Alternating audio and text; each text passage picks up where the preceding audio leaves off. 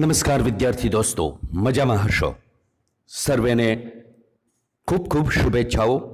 અત્યારે આપણે grammar section એટલે કે બેઝિક ઇંગ્લિશ ગ્રામરમાં સિમ્પલ પાસ્ટ ટેન્સની ચર્ચા કરી રહ્યા છીએ અને સિમ્પલ પાસ્ટ ટેન્સના અનુસંધાને WH ક્વેશ્ચન્સની વાત શરૂ છે. છેલ્લે આપણે વાત કરેલી હતી WH ક્વેશ્ચનમાં વેન સાથેની સાદા ભૂતકાળની પ્રશ્ન વાક્ય રચનાની, અને હવે આપણે તેમાંથી આગળ વધવાનું છે.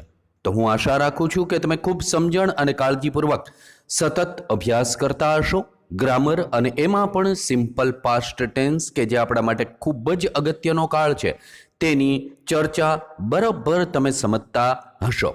તો આવો શરૂ કરીએ આજે WH ક્વેશ્ચન્સમાં આગળની વાત.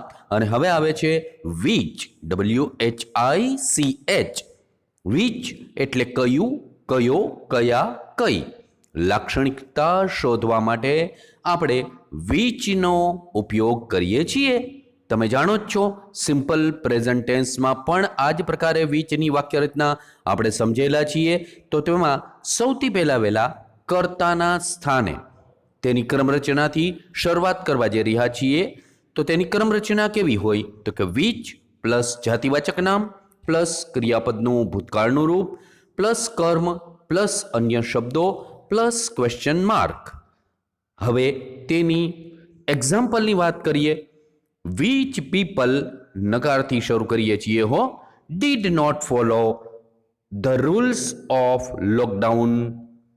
જવાબ: the illiterate and unaware people did not follow the rules of the lockdown.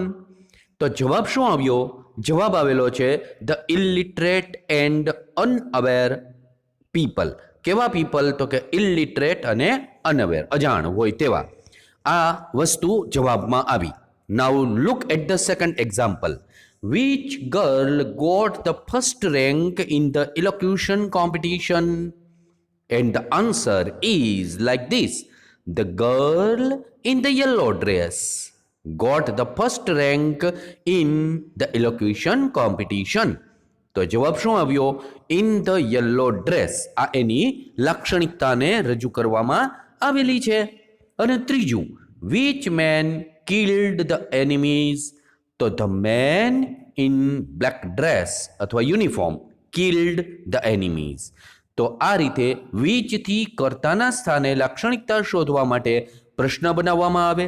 અને એ જ રીતે પ્રથમમાં ઇલિટરેટ અને અનઅવેર, બીજા વાક્યમાં ઇન ધ યલો ડ્રેસ અને ઇન ધ બ્લેક ડ્રેસ એવું ત્રીજામાં આવેલું હોય તો પ્રશ્ન આપણે કેવી રીતે બનાવી શકીએ એ પણ તમને બરાબર આવડતું હોવું જોઈએ. હવે કર્મના સ્થાને લાક્ષણિકતા જાણવા માટે કેવી રીતે પ્રશ્ન બને છે એની કર્મ રચનાથી સૌથી પહેલા આપણે શરૂઆત કરીએ છીએ.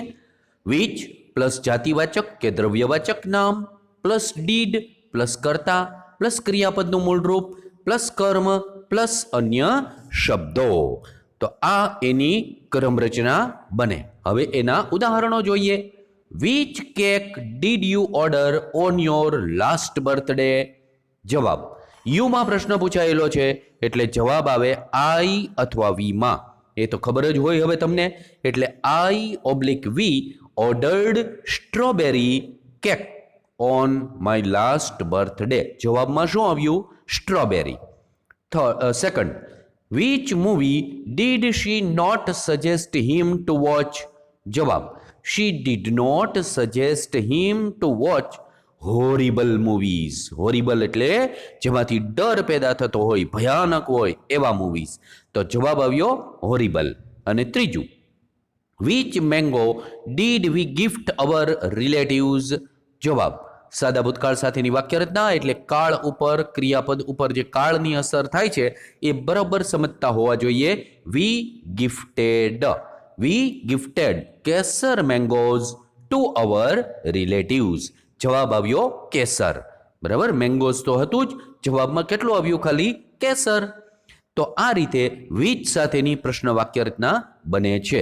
હવે આગળ વધીએ તો whose, WHOSE. whose એટલે કોનું, કોના, કોની, કોનો. સંબંધ શોધવાનો હોય તેવા સમયે આપણે whose થી પ્રશ્ન બનાવીએ છીએ. કર્તાના સ્થાન માટે સંબંધ શોધવા માટે ક્રમ રચના કેવી હોય જોઈ લો. વોઝ પ્લસ જાતિવાચક નામ પ્લસ ક્રિયાપદનું ભૂતકાળનું રૂપ પ્લસ કર્મ પ્લસ અન્ય શબ્દો પ્લસ ક્વેશ્ચન માર્ક. હવે જુઓ, whose son અથવા તો boy played cricket well in the last match. જવાબ, સચિન્સ બોય અથવા તો સન played cricket well in the last match. જવાબ આવ્યો કર્તાના સ્થાને સંબંધ દર્શાવતો સચિન્સ સન. બીજું ઉદાહરણ જુઓ, whose students performed well in the quiz competition. જવાબ, mister Anand Kumar Jain's students perform well in the quiz competition. જવાબ આવ્યો mister Anand Kumar Jain's students. Third, whose robot stole many things from the market. તમે જાણો જ છો 10મા ધોરણમાં પાઠમાંથી લેવામાં આવેલો પ્રશ્ન છે, પ્રેમ ચોપરાઝ રોબોટ. હવે આને તમે આમ પણ લખી શકો, the robot of Prem Chopra, એમ પણ લખી શકાય. Stall many things from the market. કર્મના સ્થાને સંબંધ શોધવા માટે વૂઝથી પ્રશ્ન વાક્ય રચના કેવી રીતના બનશે એ પણ સમજી લો. વૂઝ પ્લસ જાતિવાચક કે દ્રવ્યવાચક નામ પ્લસ ડીડ પ્લસ કર્તા પ્લસ ક્રિયાપદનું મૂળરૂપ પ્લસ કર્મ પ્લસ અન્ય શબ્દો પ્લસ ક્વેશ્ચન માર્ક. બરાબર, જેમ વીચની વાક્ય રચના હતી એવી જ, પણ વીચ લાક્ષણિકતા માગે જ્યારે whose સંબંધ અથવા તો માલિકીને રજૂ કરે. પેલું વાક્ય એક્ઝામ્પલમાં, whose movie did Hetal watch last evening. જવાબ, હેતલ વોચડ, ભૂતકાળમાં છે એટલે ક્રિયાપદ ઉપર અસર થઈ, watched Ashutosh Gowariker's movie last evening. જવાબ આવ્યો Ashutosh Gowariker's. Second example, whose car did they drive with him last Sunday. જવાબ, they drove કૌશલેશ car with him last Sunday. હવે કૌશલેશ આવેલું છે એમાં છેલ્લે SH આવેલું છે એટલે ખાલી એપોસ્ટ્રોફી કરવાનો હોય, પછી એપોસ્ટ્રોફી પછી S નહીં કરવાનો. બરાબર, આ પણ અંગ્રેજીની ગ્રામરની એક વિશિષ્ટતા છે, એનાથી તમે વાકેફ હોવા જોઈએ. ત્રીજું, whose papers did the teacher show you. જવાબ, the teacher showed us the papers of clever students. the papers of clever students એ એનો જવાબ આવેલો છે. હવે ત્યાર પછી WH ક્વેશ્ચનમાં વાય સાથેની પ્રશ્ન વાક્ય રચના. વાય, WHY એટલે શા માટે. ક્રમ રચના, વાય પ્લસ ડીડ પ્લસ કર્તા પ્લસ ક્રિયાપદનું મૂળરૂપ પ્લસ કર્મ પ્લસ અન્ય શબ્દો પ્લસ ક્વેશ્ચન માર્ક. પેલું એક્ઝામ્પલ, વાય ડીડ ધ જજ પનિશ પ્રેમ ચોપરા. જવાબ આપીએ, ધ જજ પનિશ્ડ પ્રેમ ચોપરા. સંયોજકનો ઉપયોગ થાય બીકોઝ, કારણ કે કારણ માગીએ છીએ એટલે because he had made his robot to steal precious things from various places. તો બીકોઝ સાથેની આ વાક્ય રચના જોડવામાં આવેલી છે, એને ગ્રામેટિકલી કહેવામાં આવે એડવર્બ ક્લોઝ ઓફ રીઝન. અને ધારો કે આવું વાક્ય આપણને ફંક્શનમાં પૂછવામાં આવેલું હોય તો પણ આપણને આવડતું હોવું જોઈએ કે આ પ્રકારનું વાક્ય શોવિંગ રીઝનનું કહેવામાં આવે. બીજું, why did Manel reject Blandford's request of sending pictures. જવાબ, Manel rejected Blandford's request of sending pictures. હવે સંયોજક એઝનો ઉપયોગ કરીએ. એઝનો અર્થ પણ બીકોઝ જ થાય. As she did not like that type of love. As સાથે સંયોજી અને વાક્યનો જવાબ મૂકવામાં આવેલો છે, એ પણ રીઝનને જ રજૂ કરે છે. પછીનું, why did the asurs not like Kutch. જવાબ, the asurs did not like Kutch as he wanted to learn Sanjeevani Vidya from the Asur's Guru Shukracharya. S સંયોજક સાથેની આ પણ વાક્ય રચના હકારમાં જવાબ, આગળ એસ સંયોજક સાથે નકારમાં જવાબ આપેલો હતો, અહીંયા હકારમાં જવાબ આપવામાં આવેલો છે. ચોથું એક્ઝામ્પલ જુઓ. Why did Eddie decide to steal a cub of cheetah? 9મા ધોરણમાંથી લેવામાં આવેલું વાક્ય એટલે કે પ્રશ્ન. જવાબ સિન્સ સાથે આપીએ. વાક્યની શરૂઆતમાં સિન્સનો ઉપયોગ થઈ શકે એટલે સિન્સ સાથેની જવાબની વાક્ય રચના. Since Eddie was lazy and didn't like to hunt by himself, he decided to steal a cub of cheetah. તો સિન્સ સાથેની જે વાક્ય રચના મૂકવામાં આવેલી છે એ પણ રજૂ કરે છે કારણને જ. તો આ રીતે વાય સાથેની અલગ અલગ સંયોજકો એટલે કે because, as, since, because of, due to વગેરે સાથેની વાક્ય રચનાઓ જવાબમાં આપી શકાય છે. હવે હાઉ સાથેની પ્રશ્ન વાક્ય રચના જોઈએ. હાઉ પ્લસ ડીડ પ્લસ કર્તા પ્લસ ક્રિયાપદનું મૂળ રૂપ પ્લસ કર્મ પ્લસ અન્ય શબ્દો અને પ્લસ ક્વેશ્ચન માર્ક. કેવી રીતે પ્રશ્ન બને છે જોઈ લો. How did a hunter get his food? જવાબ a hunter got his food by his own efforts and skills. જવાબ આવ્યો by his own efforts and skills. બીજો પ્રશ્ન. How did Dashrath Manjhi make a road? જવાબ દશરથ માંજી મૂળ ક્રિયાપદમાં મૂળ પ્રશ્નમાં મેક હતું, અહીંયા જવાબ આવે made a road through constant work and confidence. જવાબ આવ્યો છે through constant work and confidence. ત્રીજું. How did K S Suresh feel about IAF? IAF એટલે ઇન્ડિયન એરફોર્સ. જવાબ K S Suresh felt proud of IAF. જવાબ આવ્યો પ્રાઉડ ઓફ. અને ચોથું અને અંતિમ ઉદાહરણ. How did Prem Chopra use Ram Singh 070? જવાબ પ્રેમ ચોપરા યુઝડ રામસિંગ 070 ડિસઓનેસ્ટલી. ડિસઓનેસ્ટલી એ એડવર્બ જે છે એ જવાબમાં મૂકવામાં આવેલું છે. હવે આવશે હાઉ મેની. હાઉ મેની એટલે કેટલા અથવા તો કેટલી. સંખ્યા શોધવા માટે હાઉ મેનીથી પ્રશ્ન પૂછાય તો સૌથી પહેલા કર્તાના સ્થાને કેવી રીતના બને છે પ્રશ્ન સમજી લો. હાઉ મેની પ્લસ બહુવચનનું જાતિવાચક નામ પ્લસ ક્રિયાપદનું ભૂતકાળનું રૂપ પ્લસ કર્મ પ્લસ અન્ય શબ્દો અને પ્રશ્નાર્થ ચિહ્ન. પ્રશ્ન જુઓ કેવી રીતે બને છે. How many cubs enjoyed their meal in the jungle? How many cubs enjoyed સીધું જ ભૂતકાળનું રૂપ મૂકવામાં આવેલું છે ધેર મિલ ઇન ધ જંગલ. જવાબ 2 cubs enjoyed their meal in the jungle. જવાબ આવ્યો 2 એટલે કે 2 cubs એવો. બીજું. How many adolescents took part in the conference?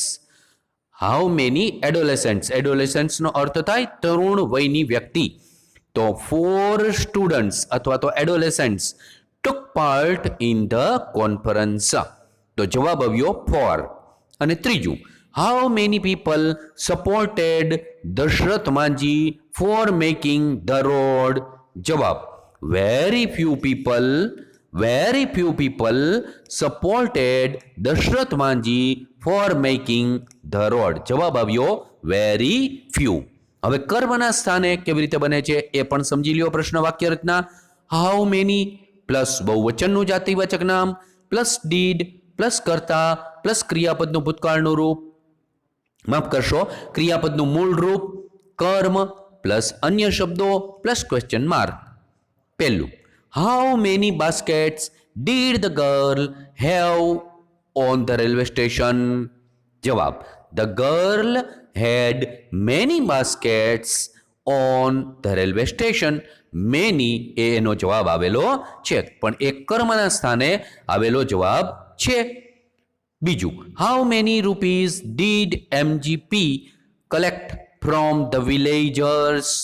બરાબર. મેરા ગાંવ પાવર 10મા ધોરણમાં પહેલા યુનિટમાંથી આ લેવામાં આવેલો પ્રશ્ન છે. તો એમાં MGP એટલે Mera Gaon Power collected 25 rupees per month from the villagers. જવાબ આવ્યો 25. અને ત્રીજું અને અંતિમ example, how many mobiles did they gift those students. How many મોબાઈલ્સમાં પ્રશ્ન પૂછવામાં આવેલો છે. જવાબ આવે they gifted 5 mobiles to those students. જવાબ આવ્યો 5 મોબાઈલ્સ. હવે પછી હાઉ મચ સાથેની પ્રશ્ન વાક્ય રચના પણ જોઈ લઈએ. બહુ જ સહેલી વાક્ય રચના છે. હાઉ મચ એટલે કેટલું, જથ્થો જાણવા માટે આ હાઉ મચ થી પ્રશ્ન પૂછાય. ક્રમ રચના કેવી હોય? હાઉ મચ પ્લસ દ્રવ્યવાચક નામ પ્લસ ડીડ પ્લસ કર્તા પ્લસ ક્રિયાપદનું મૂળ રૂપ. આગળ ડીડ આવી ગયું એટલે ક્રિયાપદનું મૂળ રૂપ જ આવે, પ્લસ કર્મ પ્લસ અન્ય શબ્દો પ્લસ ક્વેશ્ચન માર્ક. હવે પ્રશ્ન કેવી રીતે બને છે એ પણ સમજી લો. How much milk did Gabbar Singh drink yesterday. જવાબ, ગબ્બર સિંહ ક્રિયાપદમાં ભૂતકાળની અસર થાય એટલે આવે drank 3 liters of milk yesterday. 3 liters of milk આવો જવાબ આવેલો છે યસ્ટરડે. પછી બીજું ઉદાહરણ જોઈએ. How much wheat did the farmer sell to them. જવાબ, ધ ફાર્મર સોલ્ડ. ક્રિયાપદ ઉપર ભૂતકાળની અસર થઈ છે, જોઈ લેજો. Sold 500 kilograms of wheat to them. અને ત્રીજું અને અંતિમ ઉદાહરણ તેમાં how much cloth did she buy. જવાબ આપીએ she bought 5 meters of cloth. 5 meters એ એનો જવાબ આવેલો છે. તો આ રીતે WH અને હાઉ પ્રકારની વાક્ય રચનાઓ સાદા ભૂતકાળ સાથેની તમારી સામે રજૂ કરવામાં આવેલી છે. આના પછી મૂકવામાં આવેલા એક્સરસાઇઝના વાક્યો અચૂકપણે સમજીને બુદ્ધિપૂર્વક કરવાનો પ્રયત્ન કરજો જ. જો તમારે ખરેખર ગ્રામર શીખવું હોય તો તમારે આ તમામ એક્સરસાઇઝ સમજીને બરોબર કરી લેવી પડે અને ચેક પણ કરાવવી પડે તમારા ગુરુજીની પાસે. તો જ તમે એના સાચા પ્રશ્નોના જવાબ પ્રાપ્ત કરી શકો. તમામ વિદ્યાર્થીઓ સતત મતતા રહે તેવી શુભકામનાઓ. ફરી એકવાર ગ્રામર સેક્શનમાં હવે પછી સિમ્પલ ફ્યુચર ટેન્સ એટલે કે સાદા ભવિષ્યકાળ સાથે આપણે મળી રહ્યા છીએ. ત્યાં સુધી સર્વે કોઈ સતત આ વિડીયો જોતા રહો, મહેનત કરતા રહો. તમામ વિદ્યાર્થીઓને ઓલ ધ બેસ્ટ.